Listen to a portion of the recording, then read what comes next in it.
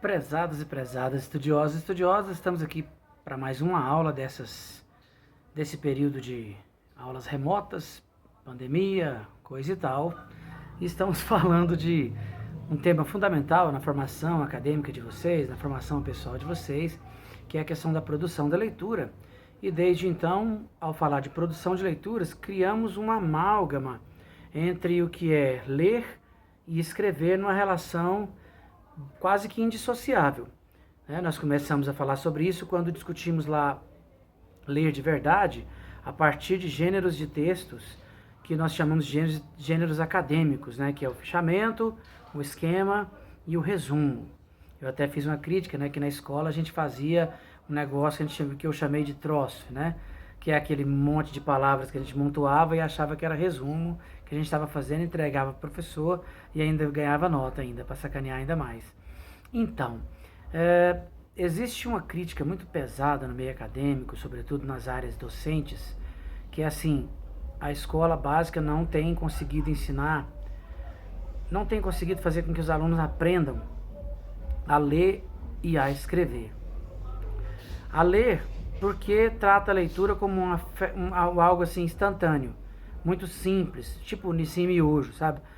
Muito improvisado, assim, não tem demoramento, não tem aprofundamento, não tem uma visão sociológica, histórica, ideológica, política, contextualizada daquilo que se lê.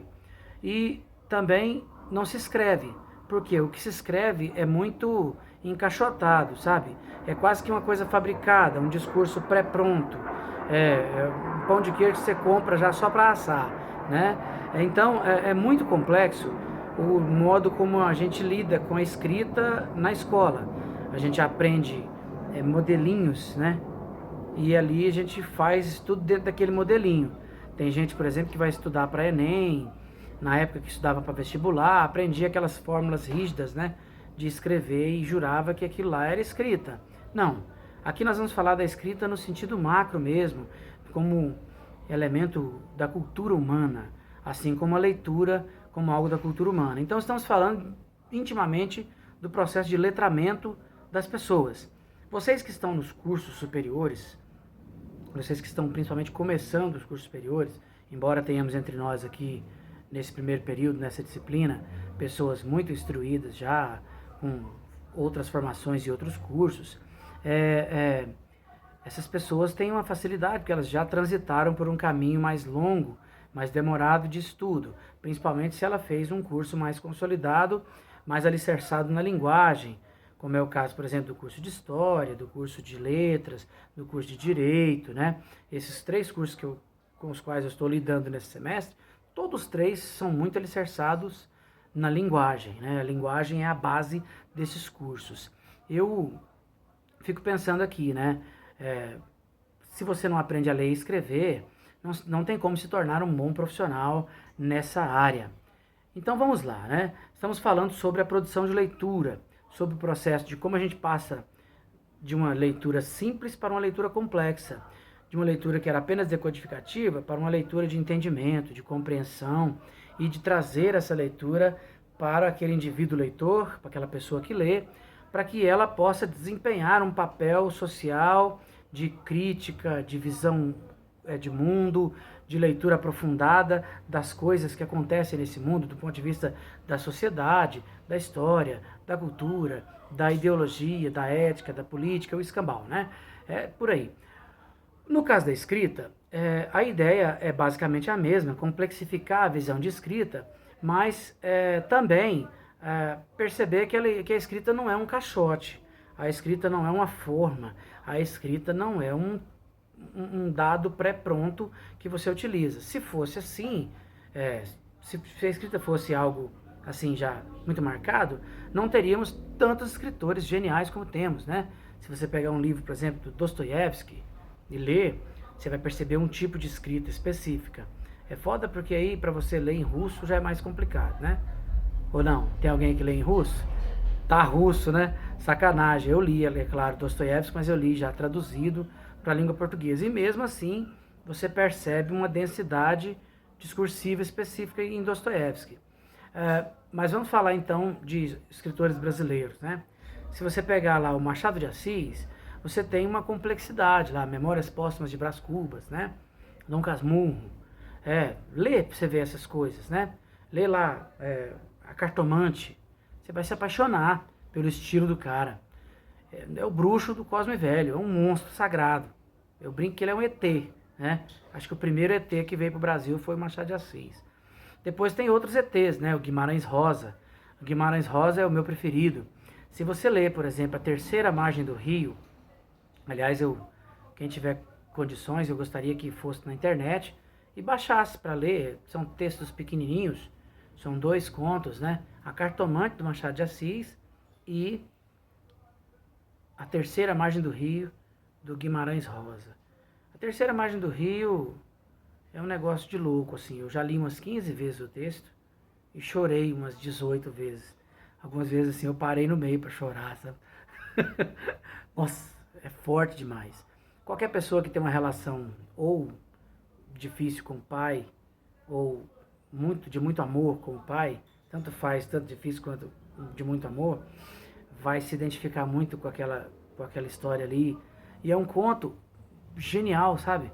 Muito bem escrita, sabe? Muito bem elaborado. É uma forma de linguagem que você se apaixona ao ler o texto. Então a escrita não é mesmo um caixote. Aquele monte de regras, não pode isso, não pode aquilo, não pode isso, não pode aquilo, tem muito mais a ver com a escola do que necessariamente com a escrita. Se nós pensarmos em escrita mesmo, na liberdade da escrita, do WhatsApp, do Messenger, ao romance, à enciclopédia, a uma epopeia, aí você tem uma dimensão de escrita que vai se alargando cada vez mais, né? Vamos pegar do WhatsApp até a epopeia, né? Que é talvez o maior gênero de texto que nós temos. Você pega lá a Odisseia, os Lusíadas, a Ilíada, são epopeias, né? Se você pega esses textos e vai estudar, vai ler, você vai perceber a dimensão da escrita. Então a escrita é um negócio mágico. E a escrita, ela é tão importante que muito se dividiu, né? A história e a pré-história a partir da escrita. Agora, muita gente já não faz mais isso, porque é muito preconceituoso considerar que só é história porque é escrito, né? Na verdade, muita gente já luta contra isso, dizendo que história é história e pronto, acabou, desde sempre, né? Desde que se estuda qualquer origem, está se estudando história, está se fazendo história. Então, quando nós falamos de escrita, estamos falando de uma produção acadêmica muito clara, de uma produção que... Esse é o Pedro, viu, gente? Esse é o meu filhote. Vai lá, o papai tá dando uma aula muito show aqui, vai lá. Oi. Esse é o Pedro Miranda, Pedro Mestrina Miranda. Muito bem. Essa questão da escrita, então, que eu quero mostrar para vocês, eu vou trabalhar com 3 conceitos para nós discutirmos essa questão. O primeiro deles é domínio discursivo. O segundo conceito é tipologia textual. E o segundo conceito é gêneros textuais.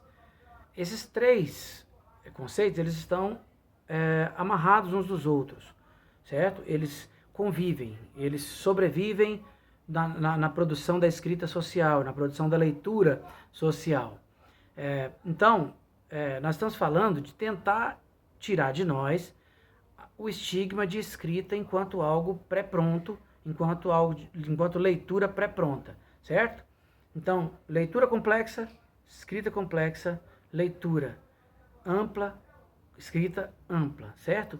E é claro, não dá para a gente deixar de dizer que a pessoa que mais lê com atenção, a pessoa que mais lê com profundidade, com complexidade, buscando um demoramento, com dedicação espiritual àquilo que está fazendo, essa pessoa tem mais chances de se tornar uma boa escritora, né? Uma pessoa que escreve bem. E escrever bem quer dizer muitas coisas, viu? Não quer dizer escrever com a letra bonita, nada disso. Escrever bem é saber se expressar. Eu tenho um exemplo assim que eu gosto, que o professor Marcos Banho, ele fez o prefácio. Marcos Banho é aquele que eu coloquei para vocês no texto anterior lá sobre que a língua portuguesa não veio do latim, né? O Marcos Banho fez o prefácio do livro da professora Irandé Antunes. E aí é legal porque ela é doutora, né, em letras e linguística. E ele também. E ela é bem mais madura que ele, assim, em termos de idade. Ele parece até que foi aluno dela em alguma dimensão da vida dele. Tem um respeito muito grande por ela, assim. Aí é legal que no prefácio do livro ele diz assim: é interessante a leitura de Irandé porque é uma linguista que escreve bem. Aí fica engraçado, né? A pessoa que tem doutorado em linguística, obviamente, deveria escrever bem. Mas não é isso. Tem gente que não é bem necessariamente a verdade, porque tem gente que é muito bem formada numa área, mas quando ele escreve para provar que ele é acadêmico, que ele é intelectual. Essa pessoa, ela tem dificuldade de expressar, e aí ela escreve muito mais para provar que ela é capaz de escrever textos complexos, assim, com aquela linguagem bem dicionarizada, né? Mas aí ela dificulta, ela torna menos acessível, ou então ela escreve só para uma categoria, né? Para o pessoal mais da academia e ligado ao o campo de profundidade do conhecimento que ela tenha. Escrever bem tem muito mais a ver com a capacidade de concatenar as ideias, colocar a coesão, a coerência, a informatividade, a situacionalidade, a aceitabilidade, informatividade, contextualização, intertextualização num texto e torná-lo acessível às pessoas. Tem gente, por exemplo, igual o Drummond, que escreveu tanta coisa complexa, difícil, mas com uma linguagem acessível às pessoas. Ele escreve um texto que as pessoas conseguem acessar as ideias que ele está escrevendo, mesmo sendo ideias densas. Entende isso? E é por aí que a gente vai dimensionar. Então vamos falar sobre domínio discursivo, tipos de texto, gêneros de texto. Beleza?